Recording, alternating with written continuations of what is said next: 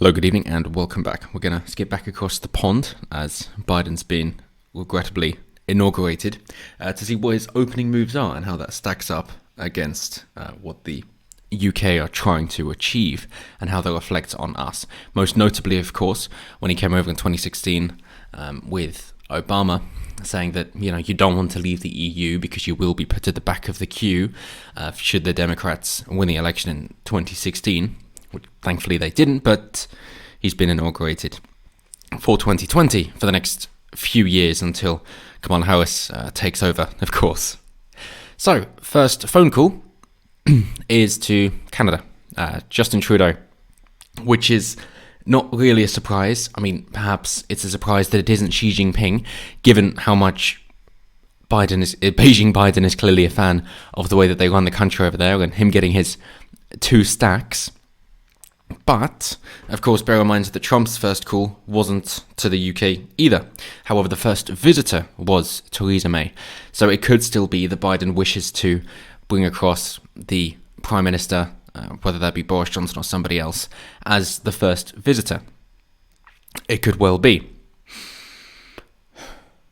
However, of course, Biden, although being pro-China, is also much more pro-Ireland than Great Britain. As shown when a BBC reporter did try to question him, he asked where they're from. He's like, "Oh, that's British. I'm Irish." So yeah, we've kind of drawn a line in the sand when it comes to that difference, mate. So come on, man. But then I guess when you've been in politics for a fifth of the entire time for the history of your country, then you've been through a lot, and it takes a while to get over old grudges.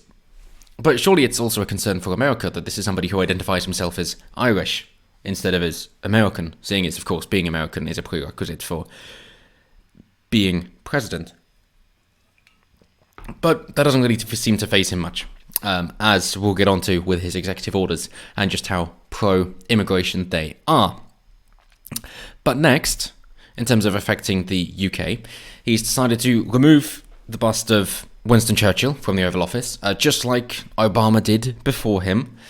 And then, of course, Trump brought it back in after a chat with Nigel Farage, because Farage was saying, do you think it's a good idea to maybe bring it back, given that, we've had a good relationship for the past, 100 years or so?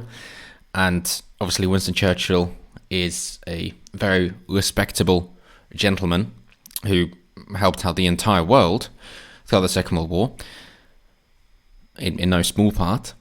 Then is that something worthwhile? And of course, a few days later, that Friday, in fact, it was reinstated back in the office. But Biden's decided to change the decor in many ways, which is to be expected, and to go back more to a Clinton-era decor.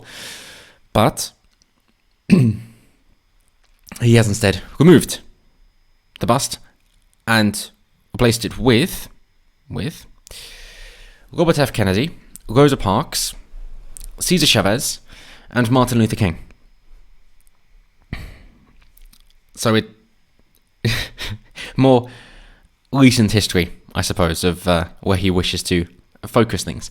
Of course, he's got to bring in people that fit his quotas, which is another executive order that he has signed. But of course, it has to be a positive thing to throw something out for Martin Luther King and Rosa Parks to try and subdue Antifa and BLM, even though, of course, they continued to riot, smashing up the first Starbucks store as well. It seems as if Antifa don't really care much for Beijing Biden either. But again, that's hardly a surprise. If they're trying to be railing against corrupt establishments, then you wouldn't be surprised that they're railing against Biden as well. But let's crack on. Let's crack on to what he's actually done, most notably and without speculation, but it is actually the case. So from CNN Politics, let's go with his 17 executive actions. 17 is more than any president in history. It's normally like 1 or 2. But obviously Obama took it to a new level with just how many executive orders he signed, and then Trump did a similar thing, but But in retrospect, most of his executive orders were just rescinding Obama's consecutive orders in order to try and put it through the democratic process of Congress instead. And now Biden trying to bring them back in. But what are the 17? Well, so they've got the topic, reversal on Trump's position, and then the summary. We'll just go through the summaries. We're interested in policies here, not tribes. So launching a 100 days masking challenge, asking Americans to wear masks for 100 days. Asking because it requires masks and physical distancing in federal buildings on federal lands and by government contractors, and then urges states and local governments to do the same. So it's basically pushing it as far as he feels that he can in order to say, yes, we definitely believe in masks and social distancing or physical distancing being required, and let's try and lead by example in taking this as far as possible without overreaching the limitations that are put on the federal level in order to try and keep things more stated, if you will. So, next, stops the United States withdrawal from the World Health Organization, with Dr. Anthony Fauci becoming the head of the delegation to the World Health Organization. Well, he sure does love China, so we're hardly surprised in that. And of course, it's all about virtue signaling as well. It's just what sounds like you're doing good, even though you're not. Like, how long can we just pretend that, the fairy tales exist before we're brought back to reality? Well, that's why you're going to expect a depression, as they say. A depression caused by the Democrats, so it's a depression.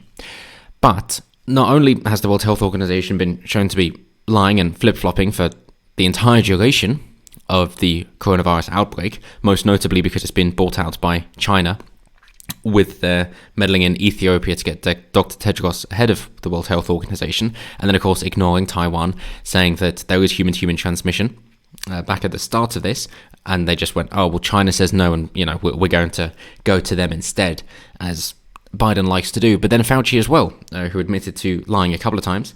One is saying you don't need to wear a mask. Okay, you do, but it was just to make sure that we had enough for our workers, because you're not as important, which of course is going to raise questions. And then secondly, from trying to say, oh yeah, herd immunity, we don't need such a high percentage in order to reach herd immunity, like 75%, and then, oh no, it's 85%, but you weren't ready for the truth, so we thought we'd just try and persuade you by lowballing the figure instead.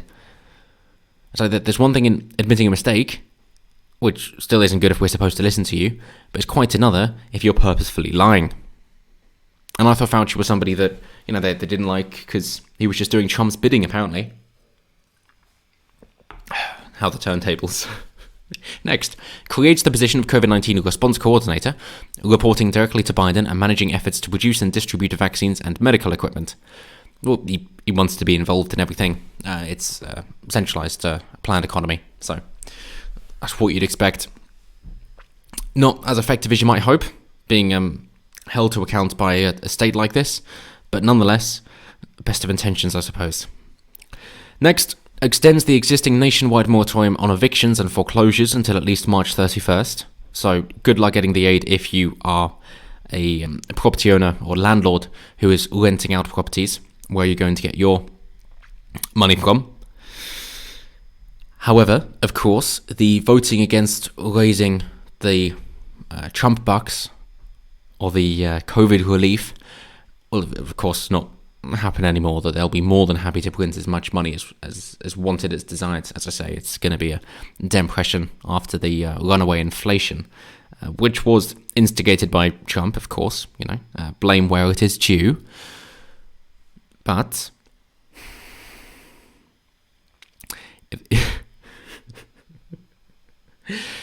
it's safe to say that they're going to be okay with printing money now. Next, extends the existing pause on student loan payments and interest for Americans with federal student loans until at least September 30th, with, of course, a view to just wipe it anyway. So everybody who decided, oh, I'm going to be fiscally responsible and not get a degree when I could do something else and not have debt, you'll be punished for it. Next, rejoins the Paris Climate Accord, a process that will take 30 days. So that is the one where they were saying, what do you think you guys will be doing in a few years, the different 5, 10, 20-year plans. Okay, cool. And America, we're going to cut yours and reduce it to make sure that you're essentially fucked. China being the most notable one for this, which instead of saying, oh, we're going to reduce it by this much, just went with, well, this is what we predict will happen naturally, so that's what we'll pledge to. And Trump didn't appreciate the idea that China was being told to just continue as they wish to do, to become a world hegemonic power. Meanwhile, kneecapping the US economy to belittle them and try and bring them down so that they cannot be on the world stage anymore and China would take over. Beijing Biden, of course, is more than happy for China to take over. Next, cancels the Keystone XL pipeline and directs agencies to review and reverse more than 100 Trump actions on the environment.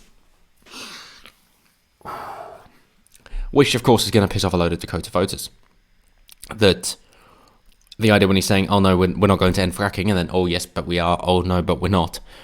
You know, the flip-flopping, just dependent on who you were speaking to, is, well, it's lying, first and foremost, but it is just trying to bribe voters, essentially.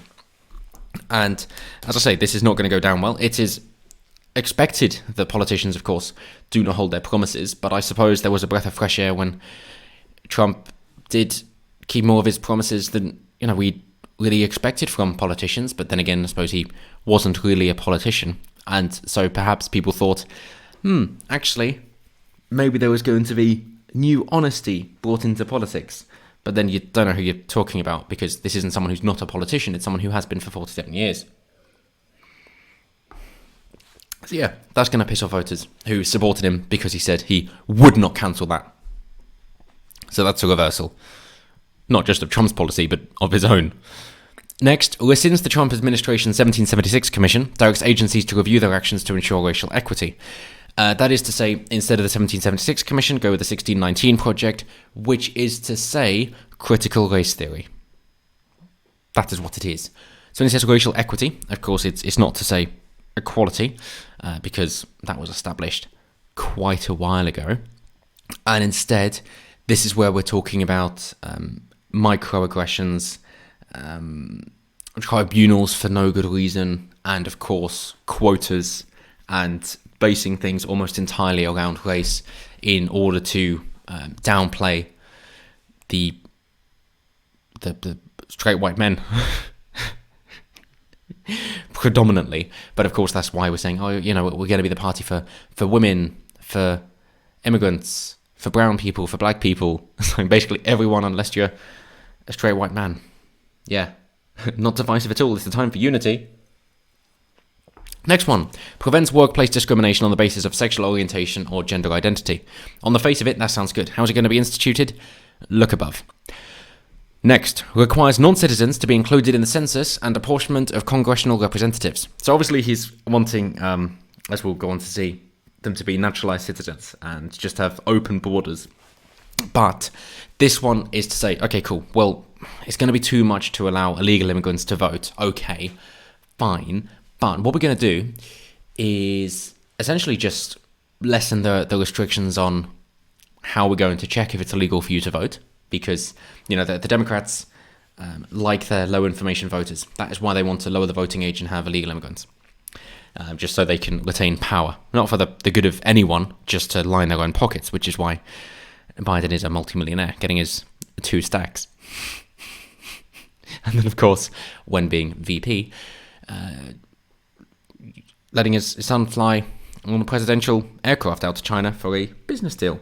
Yes, and let's not get into Burisma in Ukraine at the moment. But the point of this is to then allocate a greater sway in areas where there is a higher amount of illegal immigration because they are more reliable voters. It's exactly what Tony Blair and Gordon Brown tried to do over here. Next, fortifies DACA after Trump's efforts to undo protections for undocumented people brought into the country as children. So that's just to say you're not going to be deported if you are a child coming over, even if your parents were criminals as well. So again, it's just open borders. Next, reverses the Trump administration's restrictions on US entry for passport holders from 7 Muslim-majority countries. So this is the list, which did include Chad, I believe, and then latterly not. This was a list put forward as a possible security threat from the Obama administration when Biden was VP, and this was not to say that you can't visit, obviously. This was about immigration, about trying to migrate to the US instead of just visit. That was the extent of it, but it was taken off of Obama's advice, which of course Biden had input into. So Biden has now changed his mind from something he thought about 5 years ago. No morals, principles, or philosophy. It's just power feels good. Next, undoes Trump's expansion of immigration enforcement within the United States. Well, of course, how else are you going to get people to vote for you? Next, holds construction of the border wall by terminating the national emergency declaration used to fund it. And, you don't have your lovely sea to shining sea concrete wall, but most of it was actually used to repair the existing border wall where it needed a repair, because that was where it was most vulnerable for people coming over the border illegally. And of course, that is also where a lot of crimes are committed, even on the Mexican side. And the things that traffickers would do, the coyotes, including sex crimes as well, for the unfortunate women who did try to make their way across, that it was terrible for all involved. Not only for then malicious people moving into America, but also the people who were being trafficked, not always with their will, by just being ferried across the border. And that's what Trump was trying to put a stop to, but I suppose Biden is more than happy for the raping to continue. But maybe he hasn't been told of that. Or hey, it gives him more power. Next, extends deferrals of deportation and work authorizations for Liberians with a safe haven in the United States until June 30th, 2022. Yeah, so just more migrants. Next, requires executive branch appointees to sign an ethics pledge, barring them from acting in personal interest and requiring them to uphold the independence of the Department of Justice. You can't act in personal interest. Maybe you should take that one yourself, Biden. But again, it just looks good, but means nothing because they're not going to be prosecuted. And then finally, directs OMB director to develop recommendations to modernize regulatory review and undoes Trump's regulatory approval process. So Trump, of course, tried to cut back on regulations and red tape in order to allow things to actually be done quicker, like Operation Warp Speed, which they all said was just not going to work in developing a vaccine that quickly, in order to discourage votes, of course. This wasn't based on, factual accuracies. It was just in an attempt of a power grab. But it made life easier for people to not have to go through so much documentation and enable them to get on with their lives. And it worked out very well for everybody. Except, of course, for government funding and making sure that politicians could be bought off and bribes could happen. So that's why it had to be brought back in, just so that things take longer, because then it enables more bribery opportunities in order for politicians to enrich themselves who have failed at developing a moral career in a private setting. But that's it. That's it. So, let me know what you guys think down below of what this means for the UK. Bear in mind that the United States is supposed to be the land of the free and home of the brave. Biden has not yet gone after the First Amendment of free speech or the Second Amendment of the right to keep and bear arms. However, I'm sure he will try to push something through before too long. And if that's where we're trying to go as a shining beacon of freedom, then it seems like we're pretty screwed over here. But maybe it's just time to recolonize the states. And that could definitely happen. If you've got somebody who is significantly popular over here from a patriotic standpoint, and then bleeds that over into American culture, and you get Americans on your side of, I like what this chap's doing, and then siding with you, with your ideas. Kind of in a Milo way, but of course a bit more prestigious, shall we say. Then you definitely could get people siding with that idea, and then joining with the UK for doing much better by not falling to socialism and the depression. Then they will definitely like that option, And that's the way forward, should you wish to go down that route, but maybe not yet. The British Empire will rise again. Anyway, that's it for me. Let me know what you guys think down below. Always intrigued to hear what you guys have to say. And as always, until next time, have a good one.